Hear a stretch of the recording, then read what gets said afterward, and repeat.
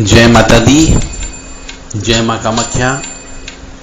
देव Radha trust की तरफ से प्रस्तुत सत्यवाणी। कामाख्ये वरदे देवी नीलपर्तवासिनी तम देवी जगत माता योनि मुद्रे नमस्तुते। कामाख्ये काम संपन्ने कामेश्वरी हर प्रिय काम नाम देही में नित्यम कामेश्वरी नमस्तुते। यह माँ कामाख्या का मंत्र है।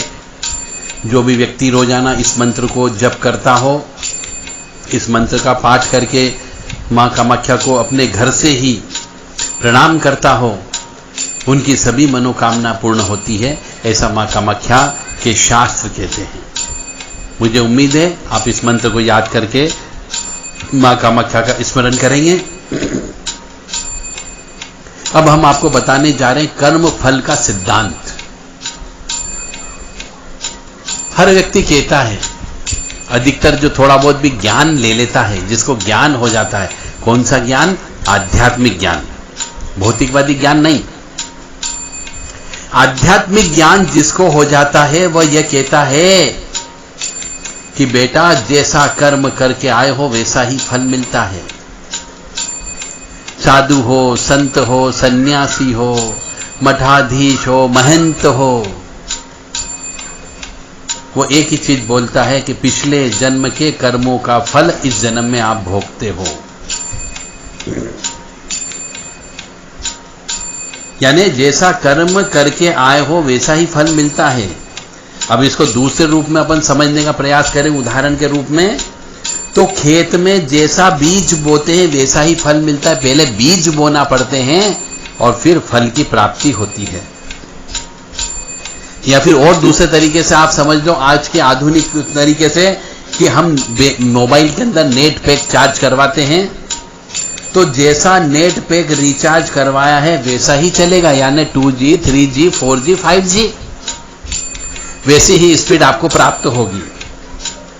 या फिर और एक और तरीके से आप इसको समझने का प्रयास करें कि जिस रेल में आपको सफर करना है, उस रेल का जिस क्लास का टिकट आप पहले से कटा के आए हो, उस ट्रेन में, उस रेल में, उसी डिब्बे में आप बैठोगे हो।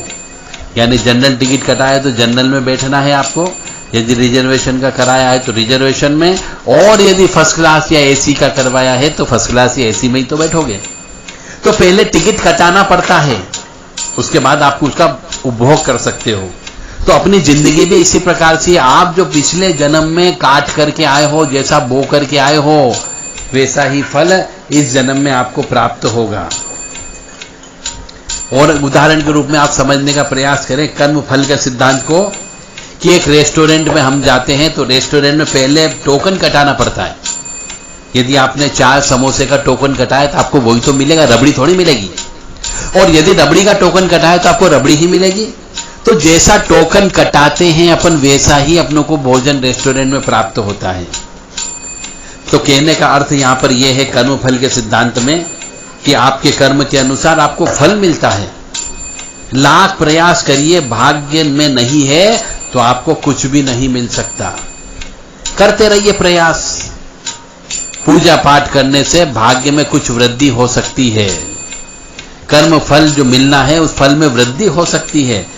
जैसे मान लो आपको कर्म फल के सिद्धांत के अनुसार किसी विशेष क्षण में, विशेष दिन में आपको 1000 रुपए प्राप्त होना है, और यदि आपने कुछ विशेष प्रयत्न कर लिए, इष्ट देवता के जप कर लिए, अपने ग्रह नक्षत्रों के जप कर लिए, हवन पूजन करा लिया, तो वो 1000 मिलने के बजाय 10,000 रुपए भी आपको मिल सकते हैं। तो बशर्ते कि उसके लिए प्रयास करना पड़ेगा। तो आपके कर्म के अनुसार आपको फल मिलता है। कर्म फल के सिद्धांत का एक और उदाहरण आप समझ लें। कैसे समझे? कि एक वृक्ष है, उसके ऊपर एक आम लगा हुआ है। सबसे पहले आपके शरीर की आंख ने उस आम को देखा, पेड़ पर फल को देख लिया। अब आम तोड़ने की इच्छा हुई तो पैर उस शरीर को लेकर के आम तक लेकर के गए फल तोड़ने के लिए। हाथों ने फल को तोड़ लिया पर खाया नहीं, मुंह ने उस फल को खाया, पर जिसने खाया उसने पेट में चला गया, रखा नहीं अपने पास में हाथ ने, मुंह ने, वो पेट में फल चला गया। और जब माली ने देखा कि मेरे इस फल को इसने खा लिया तो उसने पीठ पर डंडे देना चालू कर दिए। अब जब पीठ पर डंडे पड़े तो आंखों से आंसू निकलना चालू हो गए। तो सबसे पहले किसने देखा था? आंखों ने उस फल को देखा था। तो फल, यही आंखों से आंसू निकलना ही कर्म फल का सिद्धांत है। जितने भी और बीच में इसमें शामिल हो गए, हाथ भी, पैर भी, मुंह भी, पेट भी और पीठ भी, उनका कोई दोष नहीं था, पर उनने भी इनको भोगा। यानी कि ये सब आपके शरीर के अंग हैं। शरीर के अंग का मतलब हो गया परिवार के सदस्य हैं। तो आपके कर्म फल का अल्टीमेटली उसी को ही भोगना पड़ता है जिसने उस फल को देखा था। तो जैसा कर्म करके आए हैं वैसा ही फल आपको भोगना पड़ता है। समझने का प्रयास करिएगा। किसी को दोष मत दीजिएगा, ना अपने माता जी को दीजिए, ना पिताजी को दीजिए, ना भाई को दीजिए, ना पत्नी को दीजिए।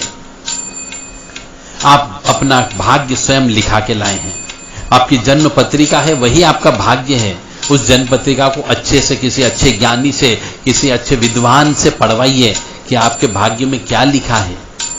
आपका इष्ट कौन है, आपका सबसे खराब ग्रह कौन सा है, आपका सबसे खराब नक्षत्र कौन सा है, किसकी मुझे पूजा करना चाहिए ताकि ताज जिंदगी में सुखी रह सकूं।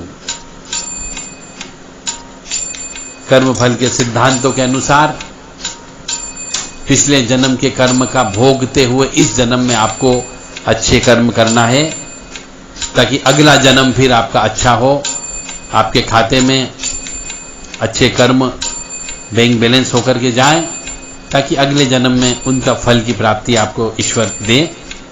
हम ऐसी कामना करते हैं। माँ कामाख्या से प्रार्थना करते हैं कि आपको समृद्ध रखे, सुखी रखे, स्वस्थ रखे, निरोगी रखे और आनंदमय जीवन में रखे। कामाख्या वरदे देवी नीलपर्तवासिनी तम देवी जगत माता योनि मुद्रे नमोस्तुते। कामाख्ये काम संपन्ने कामेश्वरी हर प्रिय काम नाम देही में नित्यम कामेश्वरी नमोस्तुते। माँ कामाख्या जो है आपकी इच्छा कामना को पूरी करने वाली है। निश्चित तौर से कामना अवश्य पूरी होती है। बस इस मंत्र का रोजाना आप जप करते रहें और सत्कर्म करते रहें। सत्कर्म के लिए और लोगों को प्रेरित करते रहें। जय माता दी, जय माँ कामाख्या।